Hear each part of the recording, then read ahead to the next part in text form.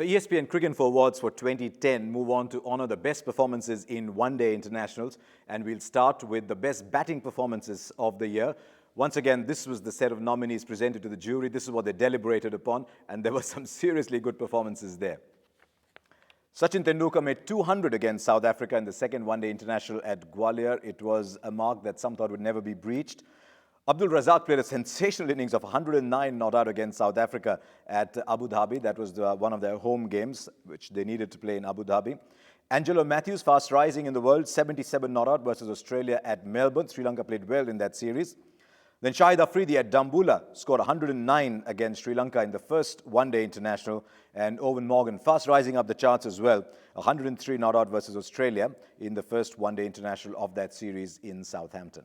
But the winner, and I guess just for the sheer magnitude of what was achieved, was Sachin Tendulkar's double century in one-day international cricket. And Sanjay Manjrekar has seen a lot of Tendulkar over the years. Did you first of all think 200 was a mark no one would get to in a one-day game?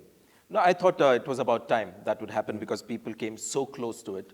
And it was just a matter of time. And that test match, I beg your pardon, the one-day, the batting conditions were just perfect. And just the way India started off, you could see it was almost impossible to stop the runs. So even if you bowled a good line, you had the field set, the batsman was still getting, boundary and over or 6 or 7 runs. So that match started in a different tempo. And as you said, the magnitude of the score, I think, is the key here. And also that innings tells you, what is the great strength of Tendulkar, that today, in his 21st year as well, that he's firing, is still relevant to his team, in fact, adds great value to test match team, is the fact that he just wants to go on.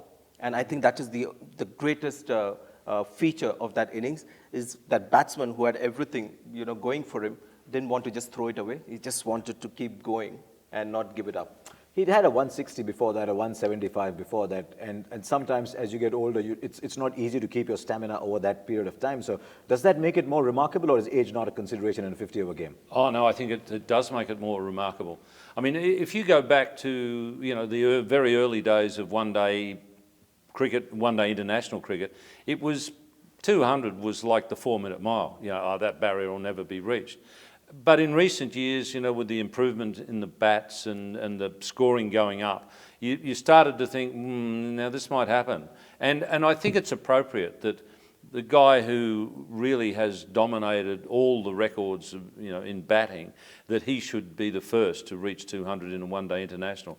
But yes, the fact that, and I think the other thing that makes it more remarkable, as well as his age, is the fact that he had a dip in style. Not so much, there was a dip in the number of runs as well, but there was a dip in style, probably around 2006, 2007, around there.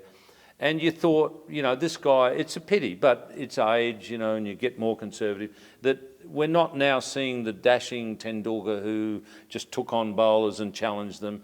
And we're sort of thinking, well, he's got Sehwag to do that and he doesn't need to do it. But then he's suddenly got this second wind and he's playing, not all the time, but just occasionally, he gives us glimpses of that youth again.